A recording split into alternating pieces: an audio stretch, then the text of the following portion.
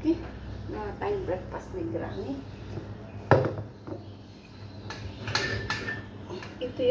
Ito yung Quaker Oats ni Granny. Yan ko siya dito.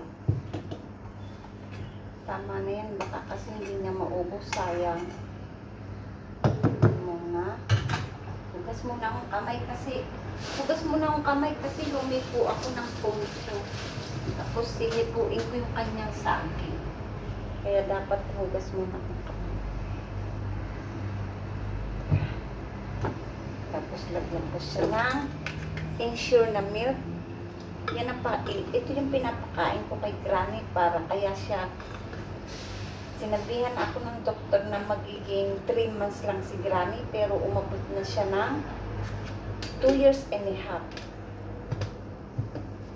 Kahit sa gabi, walang oras yung pagpapakain ko sa kanya. Once na siya ay gising, at siya ay yung alam ko na makakaswallow siya ng pagkain niya, or milk, tinatry ko kahit paunti-unting subuan siya. Ito yung pakakain ko sa kanya. Ngayon, ilalayo ko muna itong maingay ito ha. Please, sorry. Sandali lang naman.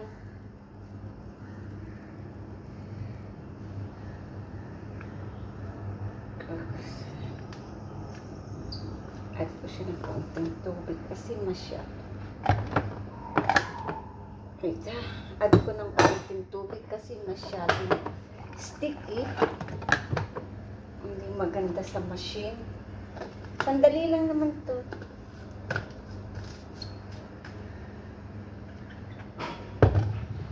Bahala na kayo ha.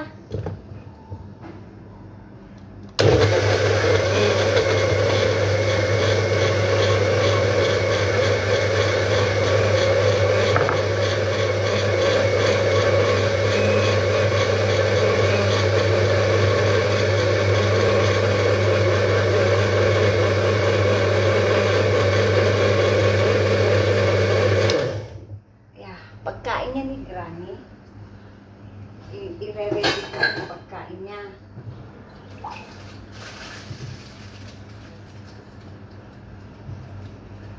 I-ready ko yung pagkain niya kasi para pag siya inagising, okay na ang lahat.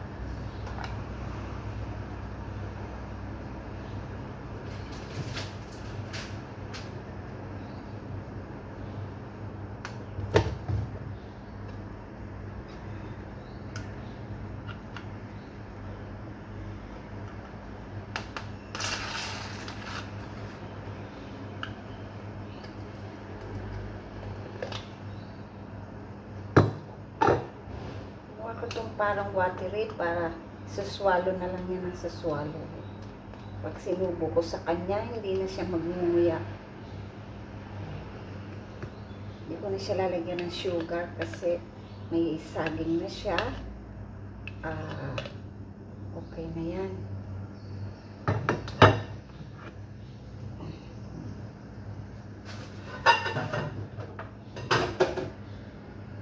Tapos ito naman ay para sa akin.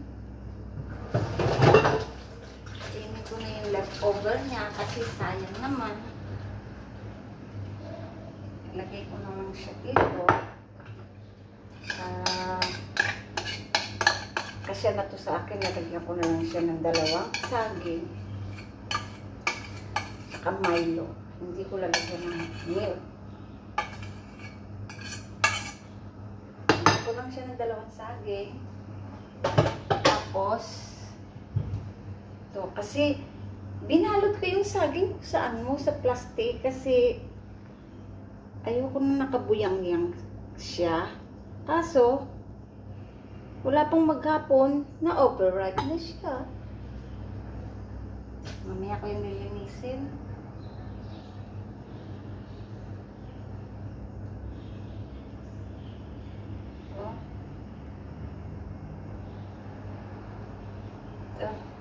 Yan ang aking breakfast. And then, kuhanin ko yung vitamin ko. Ito lang yung vitamin ko.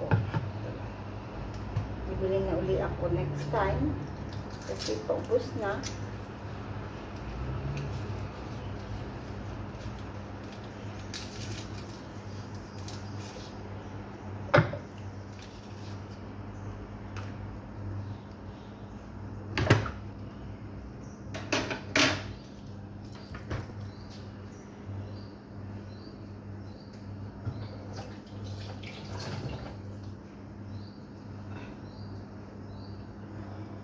Charot! Charot, charot, charot, charot. Ito yung vitamin ko. Oh, ano. Wala na pala akong tubig na ano. Ito na lang. Pwede ito. Warm water. Pagkain ni Granny. Pagkain ko. Tingnan yung pagkain ko. 2 saging at Quaker Oats. Lalagyan ko siya na Milo. Ay, hindi na pala kasi magtitimpla ako ng Milo para sa sarili ko. Balik ko na to. Balik ko na itong milk ni Granny.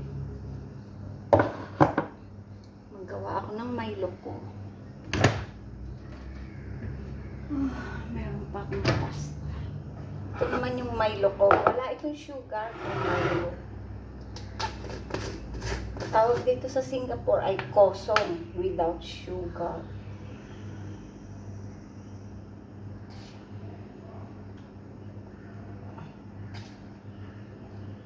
Enough. Masyado namang madami. Tama na yan.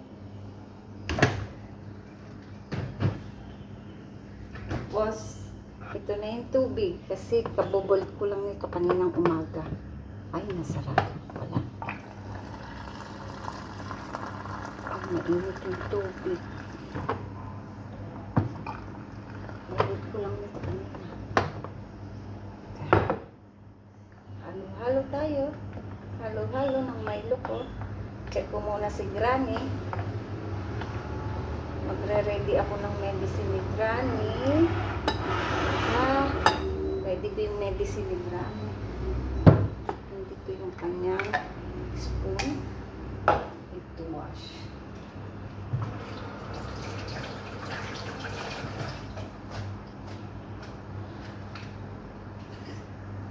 Ito yung bowl na ba? Dito ko ipapatong ang kanyang mga medicine. Ano lang naman yung medicine niya? Para siya makapag-pass motion lang. Yun lang ang problem niya. Hindi siya, without medicine, hindi siya nakakatagi.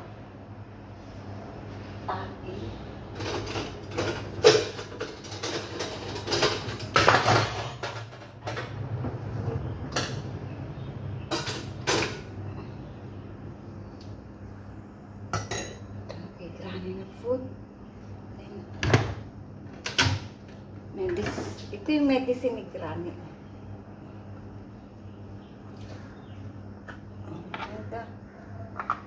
10 ml umaga't gabi.